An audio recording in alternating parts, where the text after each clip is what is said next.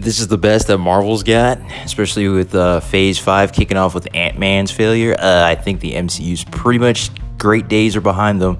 This is kind of a disappointment, and James Gunn's kind of 0 for 2 considering Suicide Squad failed at the box office, and this movie is pretty much going to split the fandom. I wasn't a fan of this. This definitely was a step down from the first movie, which is all-time great, and even the second movie with Ego and that whole story and the final fight of that one was better. The plot of this one, Rocket gets injured early on in the movie in a battle with Adam Warlock. They can't heal him because of his, he has some kind of device that prevents him being healed, so they got to go to the place to get the MacGuffin to heal him, and you basically just get Rocket's backstory through like a comatose-induced like flashback sequences.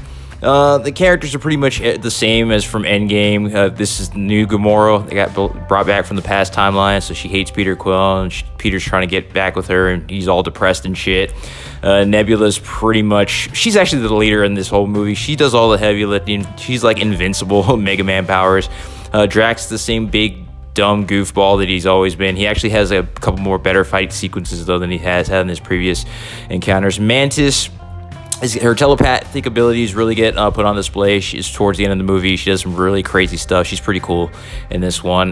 Groot's basically the heavy. He's the Incredible Hulk.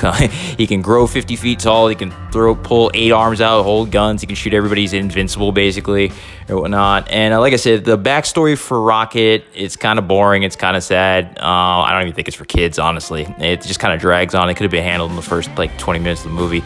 The villain, he's definitely villainous. He's definitely way more evil than most of the MCU villains, but he's not up there with Thanos and Loki in terms of character, and he's not really interesting. He's just a super geneticist who believes he can create the perfect society, and he keeps doing it through multiple experiments, and he keeps destroying the experiments when they fail. It's kind of whatever and stuff. It's typical sci-fi shit. Adam Warlock is a goofball. He's not the one from the comic books, and he's like Superman meets kind of like Homelander. So he's got like all the superpowers, but he's immature and whatnot. He's got a couple of good moments, but I think they're setting him up for some stuff in the future.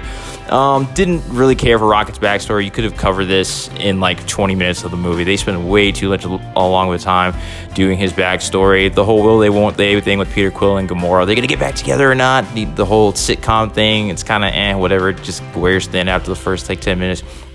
The Planet of the Apes, Earth, alternate Earth society thing, which was supposed to be really funny. The jokes don't really land on that part of the movie towards the end. There are a couple of good highlights. Towards the end of the movie, the last 20-25 minutes is really, really good. The fight scenes are really great. It just turns into the typical Marvel movie where it's just hell on the screen. But this, honestly, is a disappointment. And this is supposed to be the best thing coming out for Marvel this year and for a while. Oh, boy, they're in trouble. Yep.